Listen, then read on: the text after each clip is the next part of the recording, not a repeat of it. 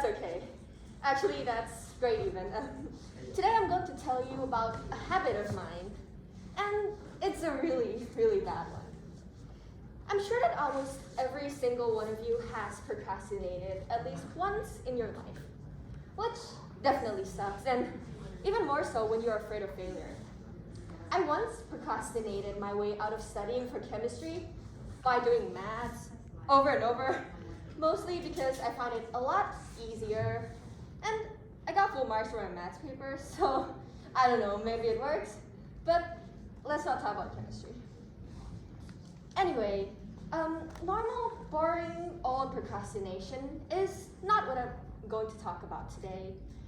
Now, before we actually begin, let's get a show of hands for those of you who go to sleep way past your bedtime.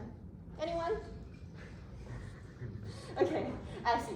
Well, me too. I, for one, am one of those people, if you can't already tell by the literal bags under my eyes. As I was growing up, I developed this habit of secretly reading books before bedtime, and sometimes, most of the time, 10 p.m. becomes 3 a.m. accidentally. I mean, I just hate it when the chapter ends on a cliffhanger.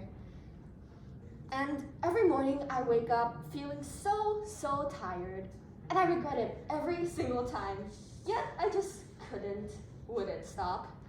And honestly, I still kind of can't. Next slide, please. Anyways, almost a year ago, I learned about this term called revenge bedtime procrastination. It basically describes the action of purposely delaying your bedtime just to get the illusion of control over your life. It's when your day is so packed with routine and work that you feel like you just don't have any time to do the things that you really want to do. So you just decide to not sleep yet. Just stay up and play a little bit more game or read just one last chapter. To stay up late and enjoy a few more hours of personal freedom without feeling guilty about anything. I honestly felt so understood at that very moment because at least I wasn't alone anymore. Also, revenge. Isn't that such a cool word? I mean, I'm literally taking revenge on myself, which is pretty much paradoxical, but oh well. Now, I have actually done some research, and I swear I'm not just making this term up. Revenge bedtime procrastination became more apparent during the pandemic because due to home isolation, the line between work and play and rest is so blurred that it is almost impossible to get anything done, especially at home.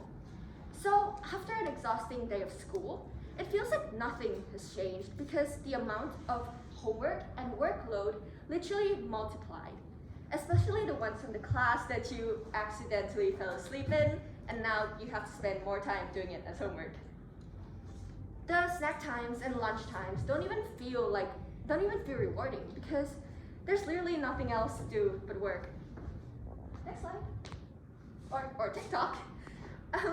Oh, and don't even get me started on TikTok because that black hole got me stuck in a loop of scrolling over and over. Literally, I once scrolled through TikTok for like an entire day and didn't realize that 6 hours has passed, which was why I briefly deleted TikTok for a while and failed. But that's a story for another time. Anyway, I feel like we are taught to feel like it's compulsory to be productive during the day, or at least do something useful and not just sit around, and it just makes me feel so guilty. But not at nighttime. Nighttime is mine, so I can do whatever I want. So my habit of procrastination upgraded to an entirely new level. It's no longer just procrastinating from doing work, or procrastinating from doing work by doing work.